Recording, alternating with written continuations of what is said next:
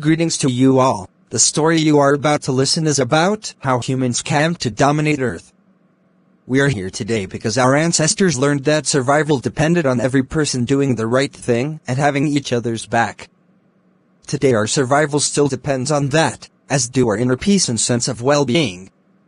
Our actions change our reality. Our intentions matter. Most people believe that their actions have consequences, but don't think through the implications of that belief. But Steve did.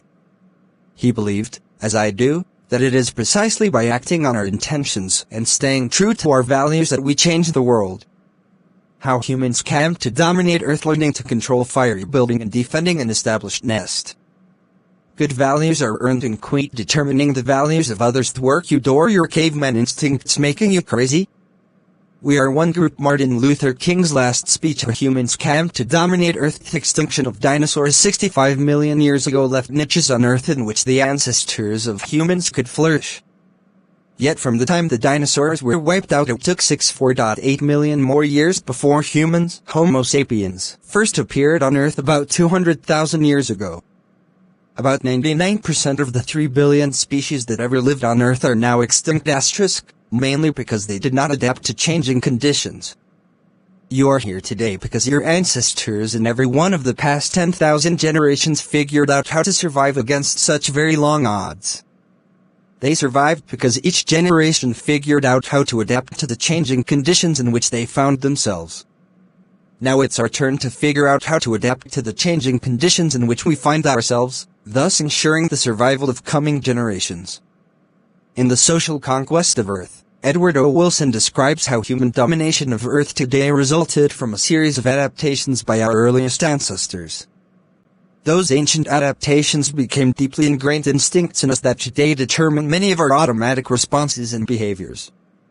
Many of those instincts still serve to keep us alive, but some instincts from those caveman days now threaten our survival. But we're getting ahead of our story. Let's start from the beginning.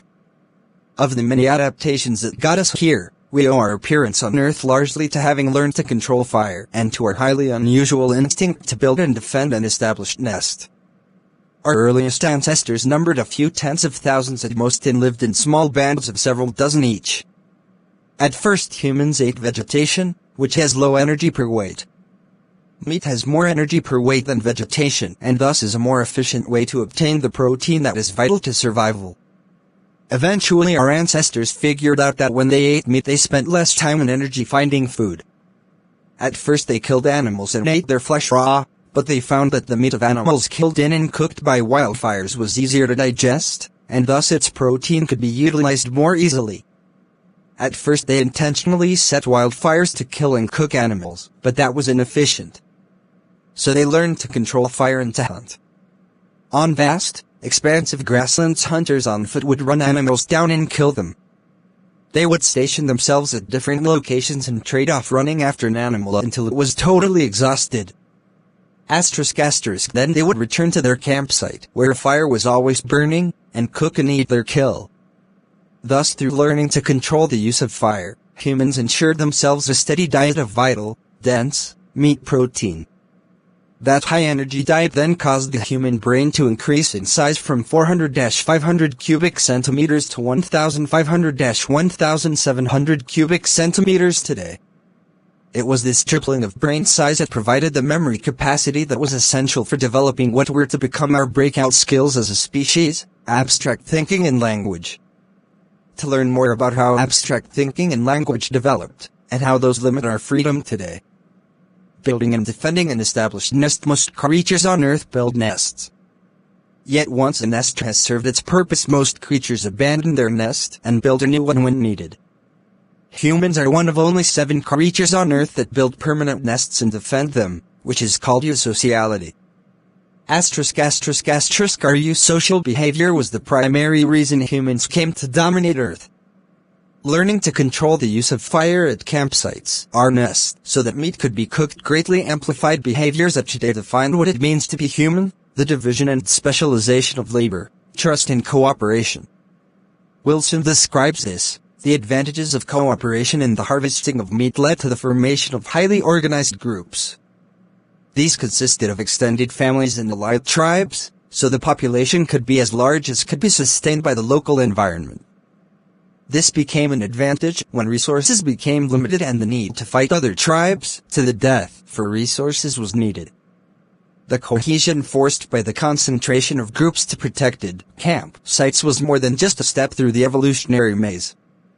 It was the event that launched the final drive to modern Homo sapiens. Our ancestors built campsites around fires and defended those. Some group members would leave the campsite to forage and hunt, while others would stay behind to defend the camp and keep the children safe. In that division of labor, mutual trust and cooperation were vital. Survival was extremely difficult and each person had to fulfill their designated role and responsibilities, because failure to do so threatened the survival of everyone in the group. And when food became scarce, which it often did, the group had to battle neighboring groups for available food, often to the death, which demanded great cooperation and trust among everyone in the group. Thank you for paying attention and listen to the story. Please like and subscribe.